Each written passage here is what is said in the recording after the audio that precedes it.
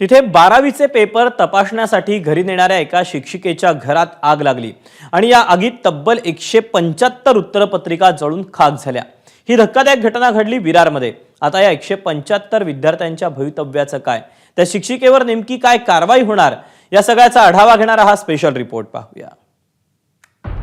वर्षभर अभ्यासासाठी दिवसाची रात्र करत 12वीची परीक्षा दिलेल्या तब्बल 175 विद्यार्थ्यांच्या मेहनतीचा हा असा कोळसा झालाय।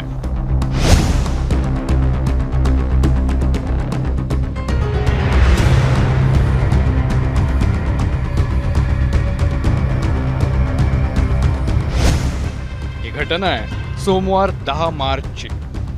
12वी वाणिज्य शाखेतील 175 विद्यार्थ्यांच्या ओसी म्हणजेच ऑर्गनायझेशन ऑफ कॉमर्स विषयाच्या उत्तरपत्रिका विरारमधल्या शिक्षिका प्रिया रॉड्रिग्स यांच्याकडे तपासणीला आल्या होत्या। विरारच्या बोळिंजमधल्या त्यांच्या याच बंगल्यात त्यांनी उत्तरपत्रिका तपासणीसाठी आणल्या होत्या।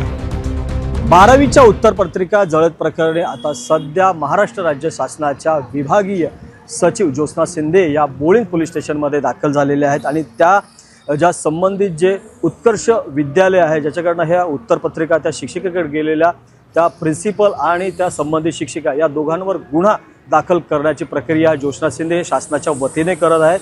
आज ज्या 175 उत्तरपत्रिका होत्या त्या जळाल्याचं प्रकरण जेव्हा बाहेर आलं त्यानंतर संपूर्ण यंत्रणा ढवळून निघाली आहे आणि जे शिक्षण मंत्री आहेत दादा भुसे यांनी स्वतः चौकशीचे आदेश दिलेले आहेत आणि संबंधितावर कारवाई करण्याचेही संकेत दिलेले आहेत।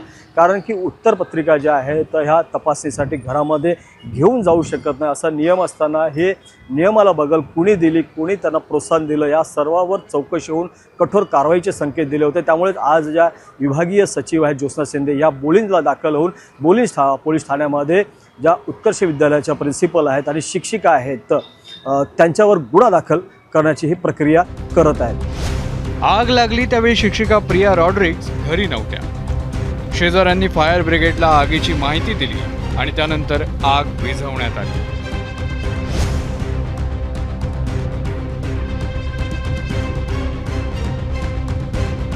पण आता प्रश्न असा आहे की या 175 विद्यार्थ्यांच्या भवितव्याचं काय? उत्तरपत्रिकांची तपासणी झाली, त्याची मार्कशीट पण तयार होऊन शाळेमध्ये आहे आणि त्या ज्या काही मॅडम घरी उत्तरपत्रिका घेऊन गेल्या होत्या हे कायद्याने पण चुकीचं आहे। या संपूर्ण प्रकरणाची चौकशी करण्यात येते आहे। जे कोण दोषी असतील त्यांच्यावर कारवाई केली जाईल, परंतु त्या विद्यार्थ्यांना काळजी करण्याचं काही कारण नाही, कारण ऑलरेडी त्या उत्तरपत्रिका तपासून त्याचं मार्कशीट शाळेमध्ये उपस्थित आहे। खरं तर शिक्षकांनी उत्तरपत्रिका शाळा कॉलेजमध्ये तपासणं बंधनकारक आहे, पण संबंधित शिक्षिकेनं तसं का केलं नाही? शिक्षण मंडळाकडूनही या संदर्भात काही कारवाई केली जाणार का? उत्तरपत्रिका मंडळ नियमानुसार घरी घेऊन जाता येत नाहीत।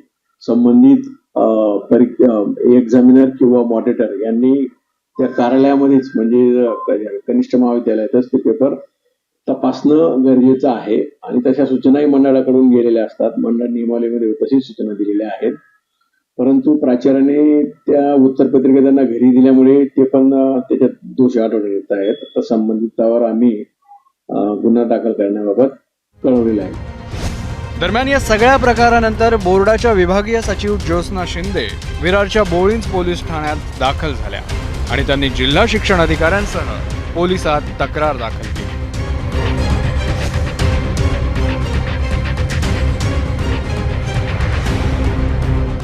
झालेला प्रकार धक्कादायक आहे। शिक्षण मंत्री आणि बोर्डाकडून विद्यार्थ्यांचं नुकसान होणार नाही याची ग्वाही देण्यात आली आहे। मात्र काही दिवसांपूर्वी बसमध्ये उत्तरपत्रिका तपासणारा शिक्षक असो, नवी मुंबईत रस्त्यावर सापडलेल्या उत्तरपत्रिका असो आणि ही आत्ताची विरारमधली घटना, विद्यार्थ्यांचे पेपर तपासणारी ही यंत्रणाच नापास झाली आहे हे सिद्ध झालंय। प्रभाकर कुडाळकर, एबीपी माझा, विरार। एबीपी माझा, उघडा डोळे बघा नीट।